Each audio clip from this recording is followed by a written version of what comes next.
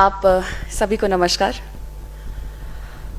सर्वप्रथम मैं Punjab national bank की पूरी टीम को दिल से धन्यवाद करती हूँ, आप सभी की आभारी हूँ कि मुझे हिमाचल से यहाँ आने का मौका मिला और आप लेडीज़ जो कि ना ही सिर्फ खूबसूरत लग रही हैं बल्कि you all have beautiful minds, sharp minds, intelligent minds, जिन्होंने अपना लोहा मनवाया है और एक उम्र में मनवाया है और आज आप टॉप पोजीशंस पे यहाँ दिल्ली में बैठी हैं। मुझे आप सभी में एक अपना भी फ्यूचर दिखाई देता है कि अगर एज अ यंग गर्ल मैं छोटी होती, अगर मैं यहाँ बैठती, मुझे मौका मिलता तो मैं किन लोगों से इंस्पिरेशन लेती, तो मैं आप सभी महिलाओं से इंस्पिरेशन लेती। So first of all thank you so much for having me here. मेरे बारे में इंट्रोडक्शन हुआ है, बट मैं ऑनेस्ट सी बात करूं तो मुझे नहीं लगता है कि मैंने अभी तक लाइफ में ऐसा कुछ अचीव किया है। मुझे नौकरी में 4 साल हुए हैं। I am a state PCS officer. Journey मैंने सिविल सर्विसेज के लिए शुरू की थी, लेकिन स्टेट सर्विसेज में मैं आ गई। तो वो एक कहावत है कि that if you aim for the moon you will definitely land upon the stars. तो वो मेरे वाले चीज़ में बिल्कुल ये ठीक बैठती है। और हिमाचल को सर्व करने का मौका जो मुझे मिल रहा है, मैं इसी को मानती हूँ कि बहुत बहुत बड़ी रहमत है भगवान की कि ये मौका मुझे मिला है, क्योंकि ये सबको नहीं मिलता। इस नौकरी में मैं एक आम आदमी के साथ जुड़ती हूँ। इस नौकरी में मैं एक गांव में काम करती हुई नरेगा औरत को देखती हूँ कि वो किस तरीके से पैसे कमाती है और उन पैसों से अपने बच्चों के लिए एक अच्छा भविष्य बनाने की कोशिश करती है। कई सरकारें बहुत सारी पॉलिसीज लाती हैं, आप सभी महिलाओं ने सुना होगा और मुझसे ज़्यादा सुना होगा, जब सरकारें ये कहती है कि हम महिलाओं के हाथ में पैसे देना चाहते हैं, चाहे वो अमाउंट कितना भी मिनिमम क्यों ना हो, 1000 रुपये, 1500 रुपये, 2000। इसके पीछे का लॉजिक क्या है? इसके पीछे का लॉजिक ये है कि बाय डिफ़ॉल्ट एक जो औरत होती है वो अपने बारे में नहीं, अपने परिवार के बारे में ज़्यादा सोचती है।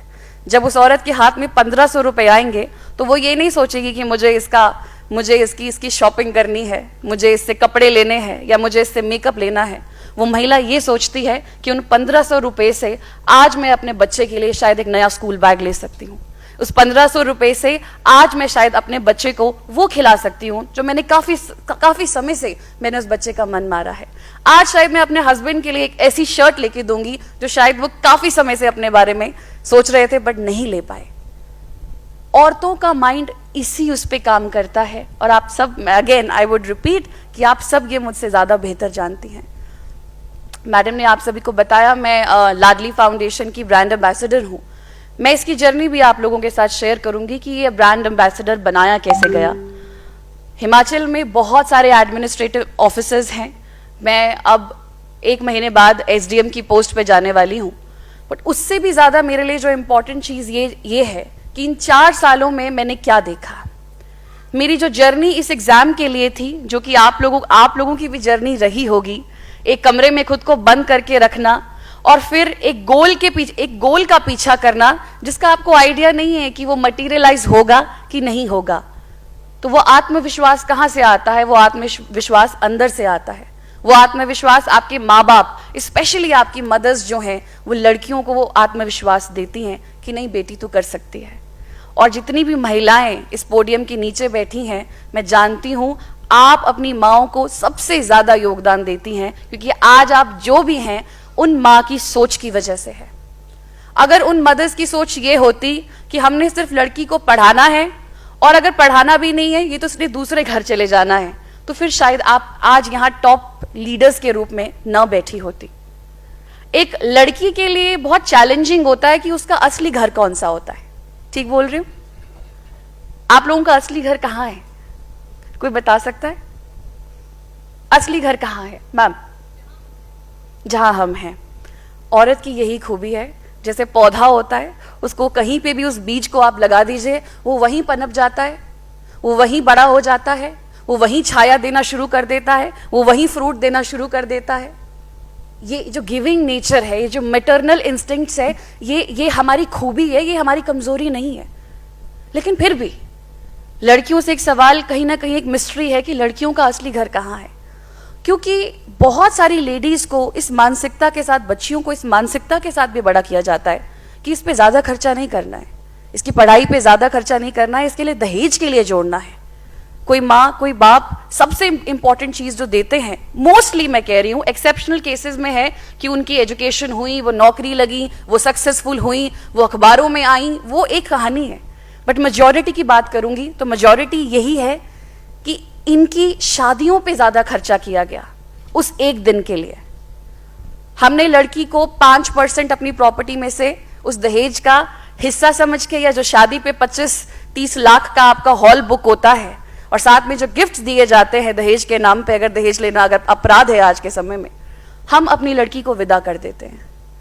और फिर गाने भी बनते हैं बॉलीवुड में कि फसलें जो बोई जाए, फसलें जो काटी जाए वो फिर से उगती नहीं है, बेटियां जो बियाही जाएं वो मुड़ती नहीं है। मैंने लाडली ऑर्गेनाइजेशन में एक चीज सुनी और सीखी, और पर्सनल एक्सपीरियंस के साथ भी। द क्वेश्चन इज कि अगर तो लड़कियां नहीं मुड़ी तो बहुत बढ़िया, पर लड़कियां मुड़ गई, then what is the next step? तो घर कहां है लड़की का? घर माँ बाप का होता है, और माँ बाप का घर ही हमेशा लड़की का घर होता है। वो आगे जो सेकंड रिलेशनशिप बनाती है वो उसका एडिशनल घर होता है। मैं जानती हूँ महिलाएं उसको अपना सब कुछ दे देती हैं, बट बहुत सारे केसेस में जब हम डिवोर्स के बारे में देखते हैं या डोमेस्टिक वायलेंस के बारे में देखते हैं, उसके बाद उनका सेकंड स्टेप ये होता है कि मैं घर छोड़ दूंगी।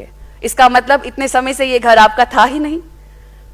यूजुअली बाहर नेम प्लेट्स पे अगर आप देखेंगे, मैं क्या बोल रही हूँ, आप सभी ने देखा होगा, तो मैंने बहुत कम देखा है कि महिला का नाम लिखा होता है। It is usually mister Saxena, mister Sharma, mister Gupta. I have rarely scene house of mister and Mrs Gupta, I have rarely scene. और मुझे नहीं लगता शायद आपने भी अपनी इस एज तक कभी ऐसा देखा होगा। ये मैं नहीं कह रही हूं, ये डेटा कह रहा है। ये आप लोग तो डेटा के साथ खेलते हैं सारा दिन। एग्रीकल्चरल वर्कफोर्स की बात करें भारत की, तो सबसे ज्यादा आज महिलाएं उसमें लगी हैं। मैंने कहा नरेगा में महिलाएं लगी हैं। कहीं और कोई काम होता है, रोड की कंस्ट्रक्शन हो रही है, कम्युनिटी हाउसेस बन रहे हैं, या कोई बिल्डिंग बन रही है, उसमें महिलाएं काम कर रही हैं। पीडब्ल्यूडी की लेबर महिला है। लेकिन अगर एग्रीकल्चरल वर्कफोर्स में इतनी बड़ी भागीदारी महिलाओं की है, तो इसका डेटा, इसके बिल्कुल आयरनी देखिए कि ओनली 13% ऑफ द विमेन के पास अपनी लैंड की ओनरशिप है। मैं आप लोगों से नहीं पूछना चाहूंगी, बट जब मैं गांव की औरतों के पास जाती हूं या वेल ऑफ लेडीज के पास भी जाती हूं, मैं उनसे जरूर पूछती हूं कि क्या आपकी अपने नाम पे जमीन है? और औरतें सोचती हैं कि जरूरत क्या है, जरूरत क्या है? नहीं, जरूरत है। मैं इसलिए नहीं कह रही कि आप बुरे वक्त के लिए उस चीज को रखिए, बट आप औरत से पहले एक इंसान है। अपने आप को, आप महिलाओं को यह बोल दिया गया है you are super woman. No, you are first human. हमारे एक बेसिक मौलिक अधिकार है, कुछ वैल्यूज है, उस पर बात करनी चाहिए सबको। एंड आई विश आज विमेन कॉन्क्लेव के साथ साथ आप सभी के कंपेनियंस भी यहाँ पे साथ आते तो मुझे ज्यादा खुशी महसूस होती। पूरी दुनिया विमेन एम्पावरमेंट का डंका बजा रही है कि विमेन को एम्पावर करो। अरे women, they are already empowered. We need to teach the society how to live with an empowered woman. Now that's the question. काश आप सभी के कंपेनियंस यहां होते। समस्या ये नहीं है कि हम एम्पावर्ड नहीं है, समस्या ये है कि अब सोसाइटी हमारे साथ डील कैसे करे, सोसाइटी हमें एक्सेप्ट कैसे करे। औरत के पास एक ड्यूअल रिस्पॉन्सिबिलिटी जरूर है। अभी मैं जानती हूं आप सब महिलाएं यहां बैठी हैं, थोड़ी देर बाद आपके दिमाग में चलना शुरू हो जाएगा कि रात को दाल क्या डालनी है, रात को सब्जी क्या बनानी है। इसका इस बात से कोई ताल्लुक नहीं है कि औरत सीईओ है या औरत प्रधानमंत्री भी है। मेरी माँ कहती है मुझे कि अगर तू प्रधानमंत्री भी बन जाएगी ना कल को, तब भी तुझे 2 रोटी बना के जाना होगा। एंड मैं इस बात से डिनाई नहीं कर रही, मुझे रोटी बनाना आता है। बट साथ में मैंने अपने लिए, मेरी माँ ने मेरे लिए एक ऐसी जर्नी चुनी जहां पे हमेशा मेरे पास चॉइसेस है।